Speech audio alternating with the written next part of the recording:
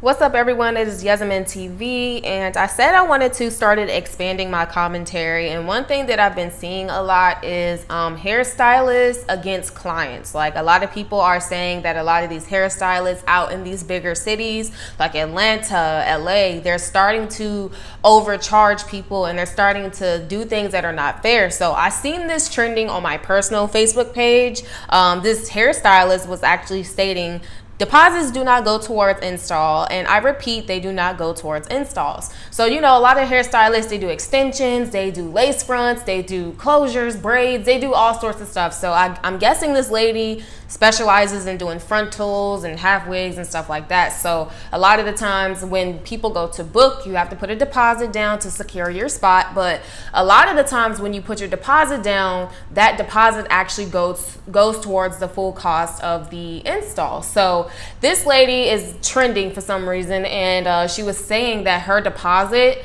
does not go towards the install's cost, and a lot of people were outraged, and people started like exposing her and like dragging her. So I want to go ahead and look at some of the comments here, because I want to open up this commentary to a lot of people maybe who have experienced going to a stylist, who have been in this predicament where they don't put the deposit towards like the full install. So these comments legit had me cracking up, everybody. One Facebook user said, "It's her spelling business wrong for me." Someone comments and says, "Oh, you petty. I didn't even notice that." Another Facebook user said, "She got every right to run her business how she want, and I got every right to find someone else." Someone said, "Period."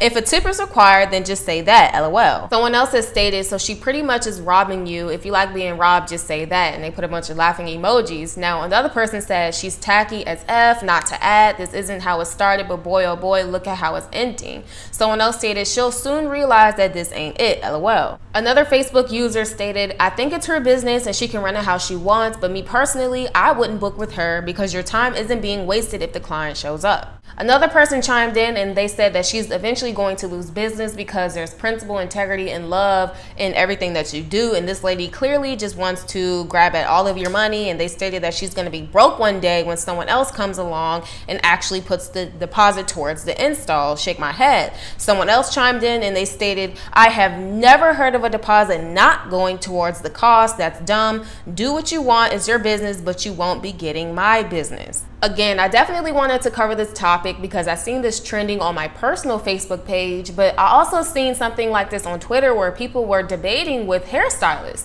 And a lot of hairstylists are getting really offended and they're canceling people's bookings, and they're being like really strict with their clientele now because they feel like, hey, well, this is my business. I can run it how I want to. I can say, hey, the deposit is $200, or I can say it's $50, and it's up to you to decide if you want to book your business with me. And it's definitely up to the stylist. So a lot of people are divided. They feel like, okay, well, it's her business. She can run it how she wants to. But a lot of people are calling out these stylists for being crooks.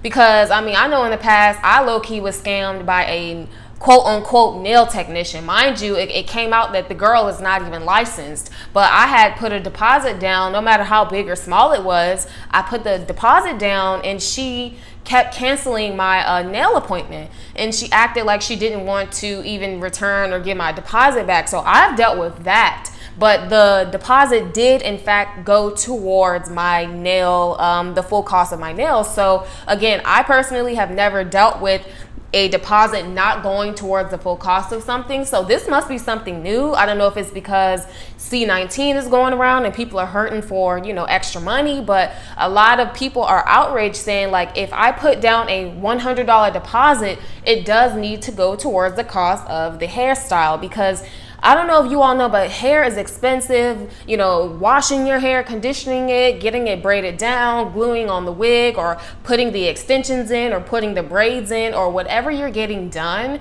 is expensive. So if we put down a $100 deposit, $50 or whatever you require, it is only fair that maybe that deposit goes towards the full cost. I mean, we're already paying for everything else, right? So a lot of people, again, they are divided. They feel like she, as as a business owner, has the right to dictate what she wants for her business. And a lot of people feel like, well, if you're going to do that, then be fair, you know, especially a lot of people, when you do good, like you do a good, say if you are a hairstylist and you do a good job, a lot of people come back to you as regulars. So maybe a lot of people, or a lot of hairstylists, maybe they just aren't understanding that you build a rapport with your clientele, and if you definitely listen to what they're saying and apply that to your business, you could have more business, you could have more clientele, you could have more regulars, right? But again, at the end of the day, she can dictate how she wants to run her business. But like that one username said, personally, if my deposit is not going towards the full cost of the install or the braids or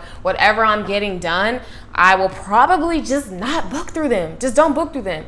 Don't argue, don't go back and forth. You can state your opinion about it and move on to another stylist that puts the deposit towards the entire cost of the hairstyle. Because at the end of the day, is, you know, something that is, again, really expensive and costly. Getting your hair done, your nails done, just upkeep in general is very expensive. And a lot of people work really hard for their money, and a lot of people feel as though it should go towards the full cost. So again, I wouldn't go through, you know, someone like that. I would definitely look around in my area for someone else that doesn't do that. But again, personally, I have never heard of a deposit not going towards the full cost of the actual hairstyle. So please let me know your thoughts on this entire situation in the comment section below. If you are new here, please let me know you're new in my comment section so I can give you a big warm welcome. Be sure to like this video and also subscribe if you are new here. And until next time, I'll see you in my other video. See ya.